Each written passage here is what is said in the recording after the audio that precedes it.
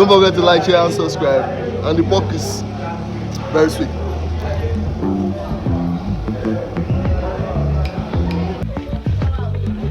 This is where we are.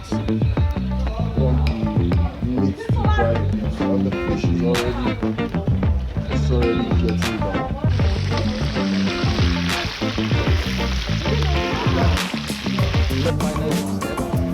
The last thing, and now we can eat, right? And that's Nigerian dinner. So the onions.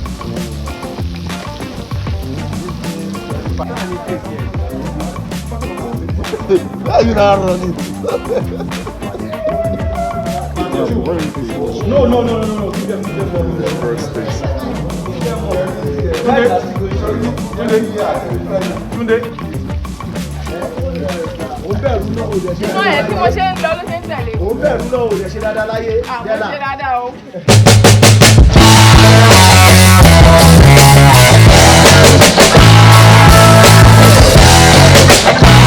Hello, wonderful people. Welcome to the Adventures of Jazzy.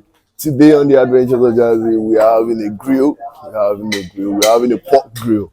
And it's going to be a wonderful time. Let's see how it is done. So I won't be the one grilling today. We got a lot of guys here. We got Auto Lifestyle. We got a lot of guys in the background. So let's go and have fun. So you can see a lot of guys are here for the grill. And you see Auto Lifestyle. Baba is always mounting. They are cutting off the pork now. Cutting it into chunks. Junior. Easy.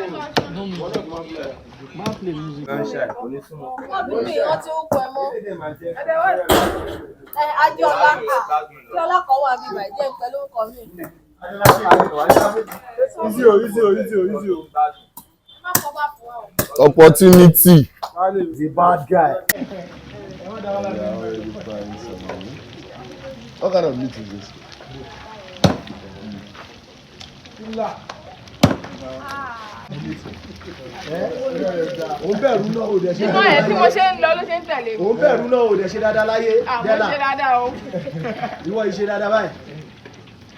Don't bend me unless you go no. I don't let you know.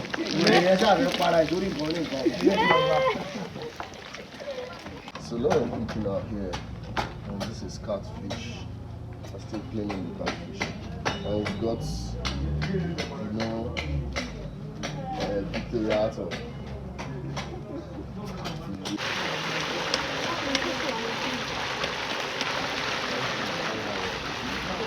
So she's already added some tomato.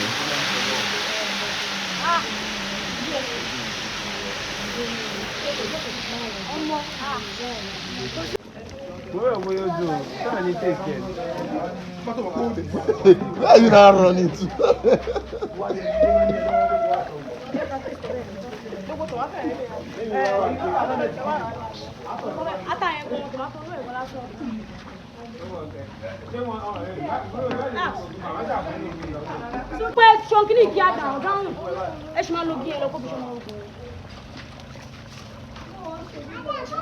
No, no worry, they do what they do.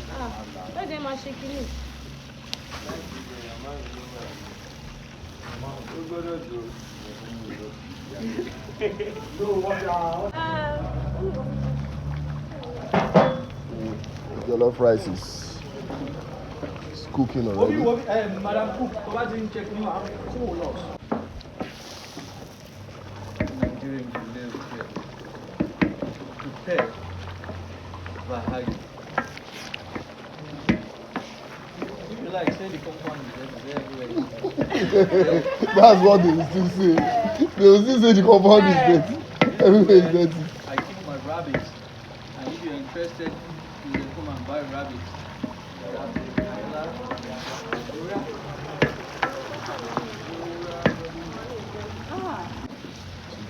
This is almost. You want to tow what? Are you towing it what?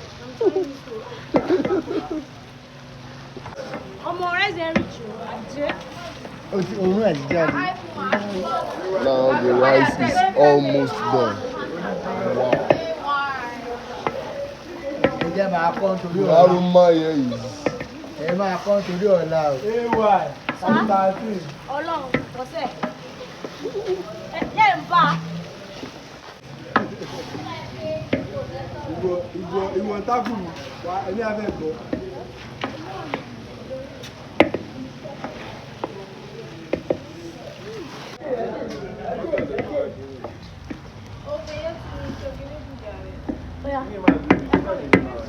Now for it to steam. Okay. Tomato. Now this is the final step. So there are stages to this, right? Yes. Final step, the last stage. And now we can eat, right? And that's Nigerian jollof for you. Ẹgbàá sí. Sitting pretty.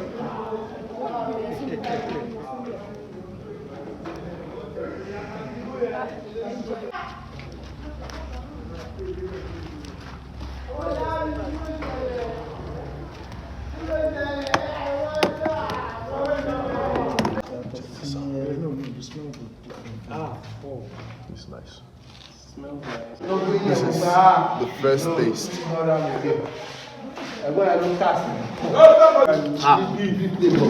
How far now?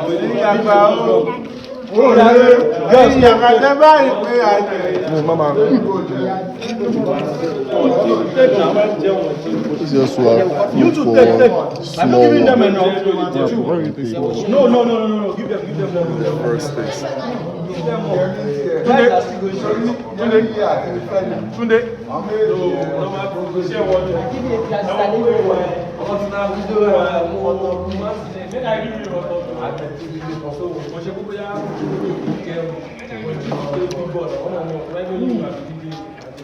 Grill still dey come now. You know they chop am, you know like am. You know we are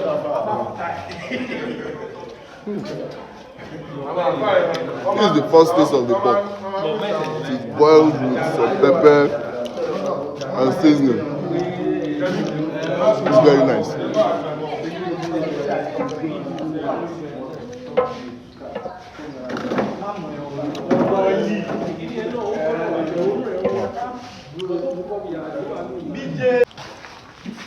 I mean, like tomorrow. No worry, if you plenty, we have enough.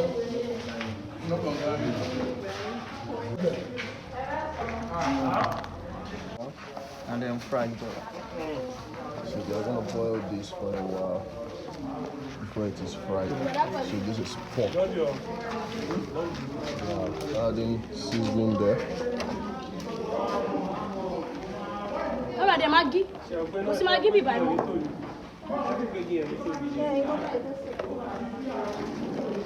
Someone said this thing is going to swell up, and it did. Wow. So this is It's halal. the And pork. this is the actor. Classic. Actor. This is actor. Actor. Who's in both? And the bone. Wọ́n bọ̀ wọ́n jà ibẹ̀ ní kẹ́ ẹ jókòó. Have you tasted it? Yes, okay. 100 is okay. Very, very okay. Very okay. Yeah. So this is the boiled one. There's still another one to be grilled. This will be fried after. Oh, sorry. Frying it now.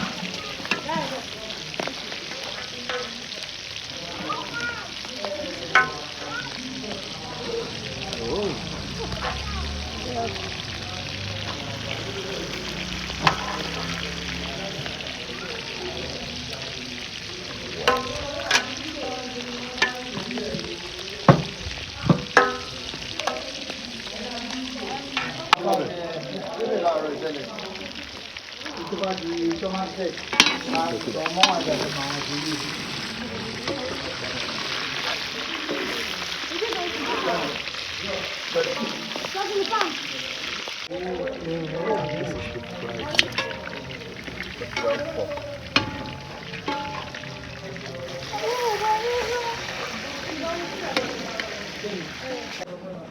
Now the grill is getting ready.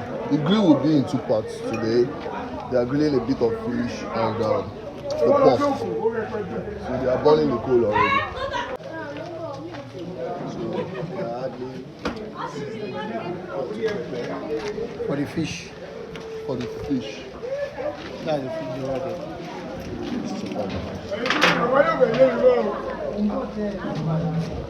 This is another one. This is pepper soup.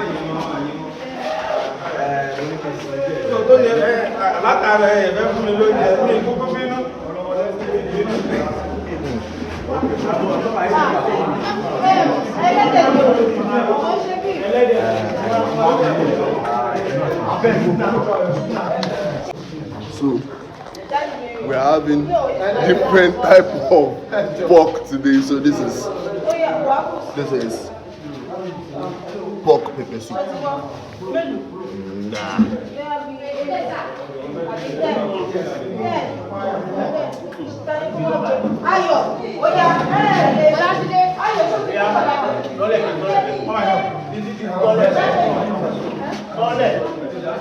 That's nice.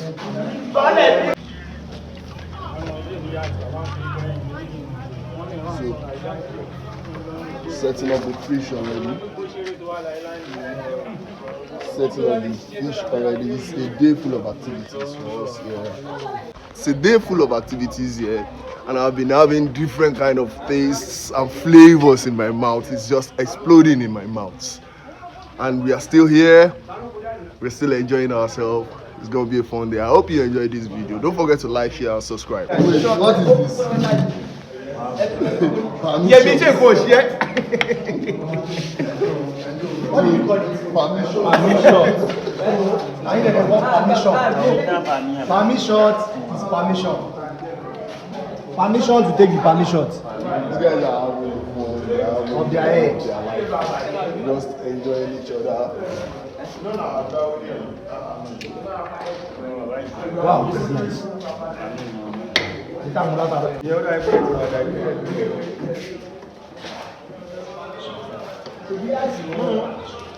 The pork is going on the fire now.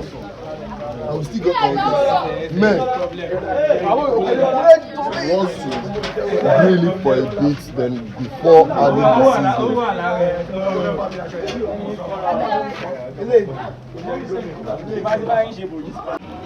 This is where we at.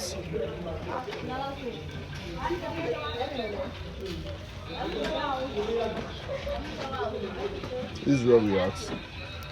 Want the meat to dry a bit, and the fish is already getting done. The fish will be done very soon. This is the stew. Let's go and see the fish. What do you make it? Bọ̀bọ̀ tó tẹ̀lé Túndé wáyà. Ẹ bá mi fún lẹ́jà, ó gbé ẹran tá à ń jẹ látàárọ̀. Yemi, what's wrong?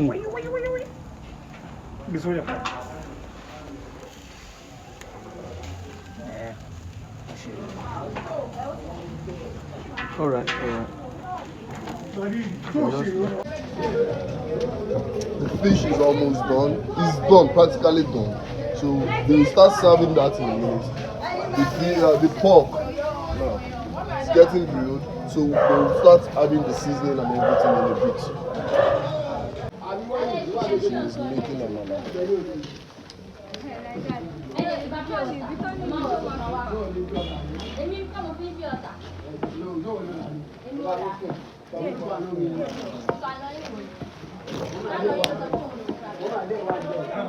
So this pork is going as soon pork.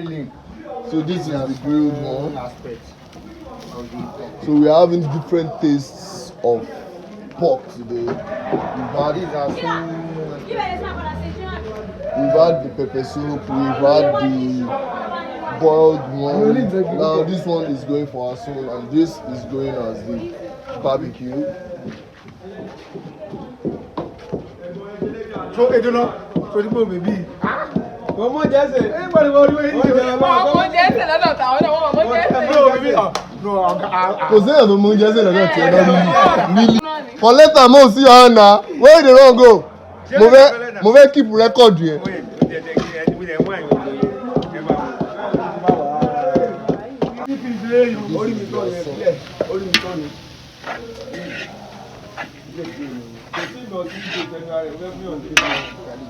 Kí la onions rẹ̀ kí máa ń slice ẹ̀.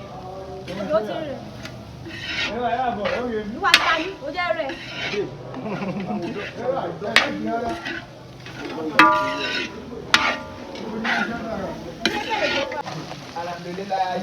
So the onions is going in now. This is very palate. This is calculated.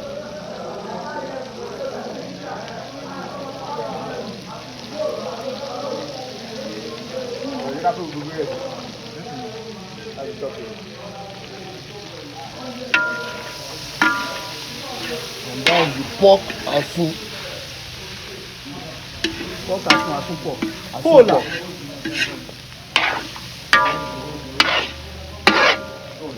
Pola ni tẹ̀. Pola.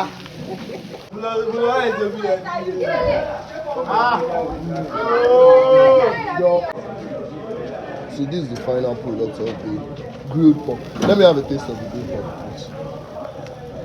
Let's just do a quick taste check. Okay. So this is the grilled pork. Ìyọjà ó ti jẹ́ tán ìyọjà. Àwọn mẹ́ta ló gbójú á fún mi. Ṣé bí ilé husband? Ẹ máa sọ fún ẹnìkan ni. Àmàlà ṣe ti fún. Ogema. That's nice. It's been a wonderful day out here. Really enjoyed ourselves. I hope you enjoyed this video. Don't forget to like, share, and subscribe. And the pork is very sweet.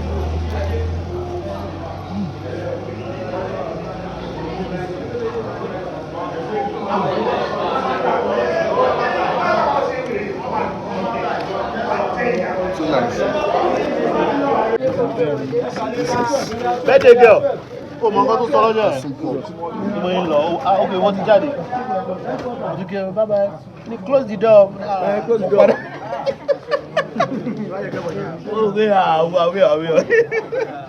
Àwẹ̀. Àbẹ́ àti kílà rẹ̀ lórí ẹgbẹ́ wa náà. Let me close the door.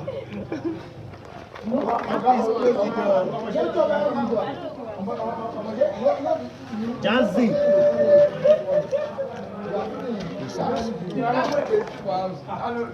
And this video.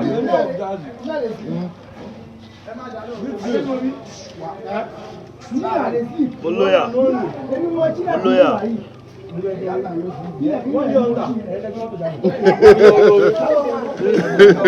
It's so sweet. One day.